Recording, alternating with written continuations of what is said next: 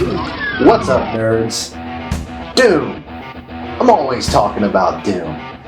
Whether it be on this podcast or just videos on this channel that have nothing to do with Doom. I'm always talking about it. And you know what everyone likes? Everybody likes countdowns. So with a new Doom Eternal coming out at the end of this month, I figured we would count down my favorite Doom games from worst to absolute best. Let's jump into it.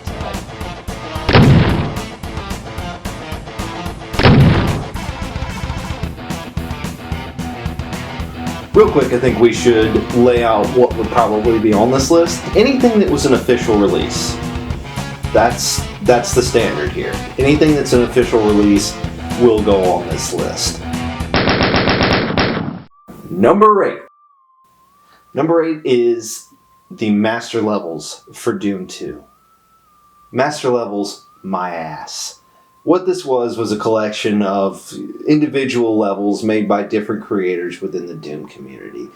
It's interesting for the time, but so many people have made so many better WADs and maps since then that at this point it's just, you look at it and you're like, yeah, these are people that are making Doom maps on the internet. It was an official release though, because I guess id Software saw other people releasing packs of Doom maps in retail, and we're like, we have to answer that, and this was their answer, and it was a bad answer. Number 7. No surprise to anyone. Number 7 is Doom 3. Doom 3 is not a terrible game. It's a pretty okay first-person shooter for 2004. It might even be above average for 2004. But it's just kind of a shooter from 2004. It's very Half-Life-y, except it just tries to be a horror game a little too much. If you are going to play it, go back and play the original version. I'm pretty sure you can still find that on Steam. The BFG edition is for babies. It's not worth your time. And you might be asking where its expansion, The Resurrection of Evil, falls on this list. It doesn't. I mean, if it falls anywhere, it's just part of Doom 3 here. It's the same thing. It's just got a super shotgun in it. It doesn't redeem it. Don't worry about it. Number 6. Number 6 is John Romero's Sigil. Yes, this counts. This absolutely counts. It's John Romero, who is one of the original designers of the first 2 Doom games. And after, a few updates with these new versions of Doom that are on the consoles, and probably even the PC, I think, they added Sigil in as an official WAD that you can load into it. So it's in an official id release. It counts. This is good. It's a Doom WAD. It's supposed to be a 5th episode of the original Doom, is what it is. It's John Romero coming back and doing another set of Doom levels in 2018, I think.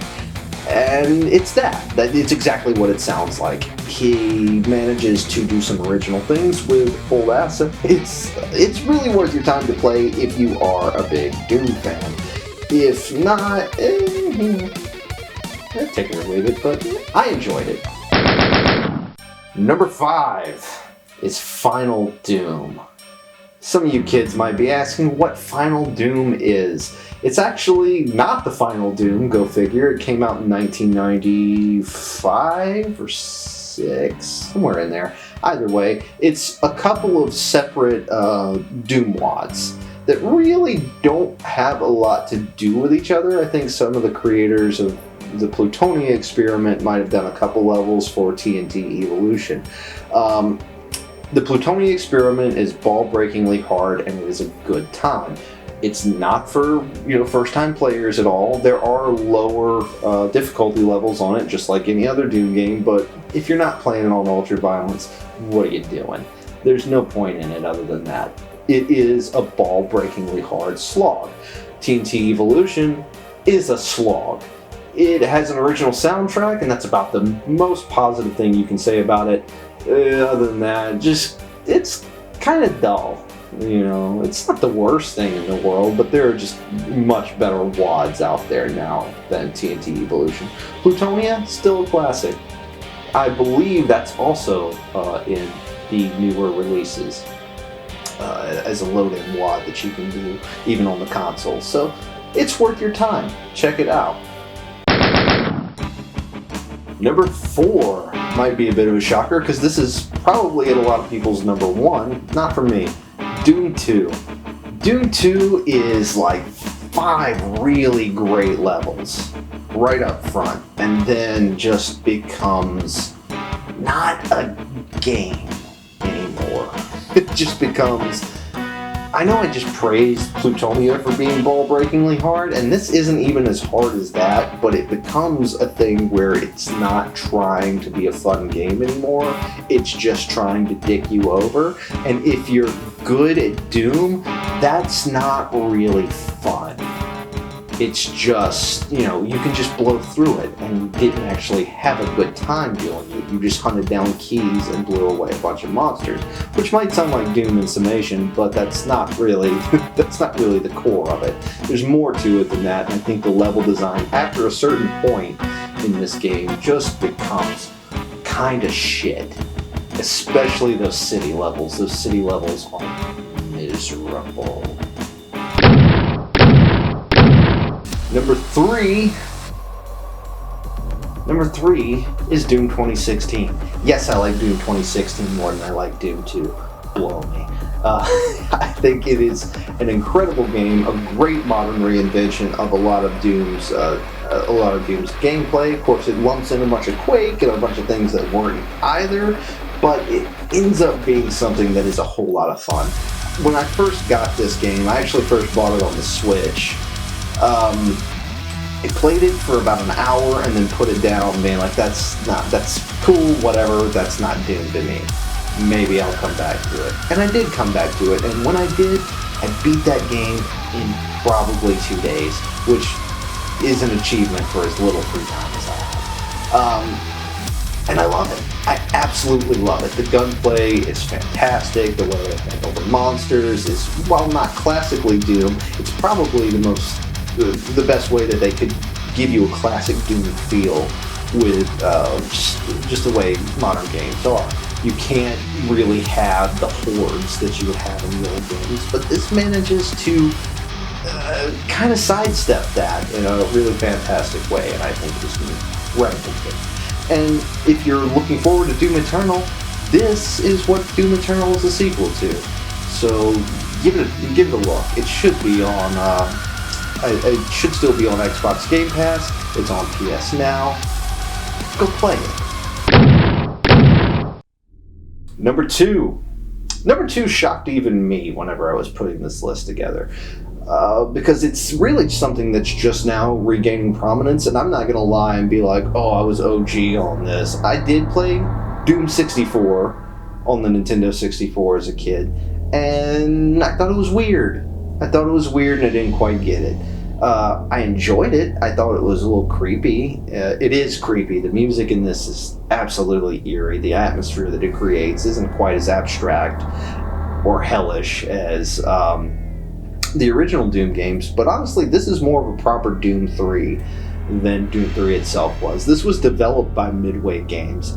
Software had nothing to do with this other than licensing it out to them, but it ended up just being the level design feels like the old stuff just taken to another level.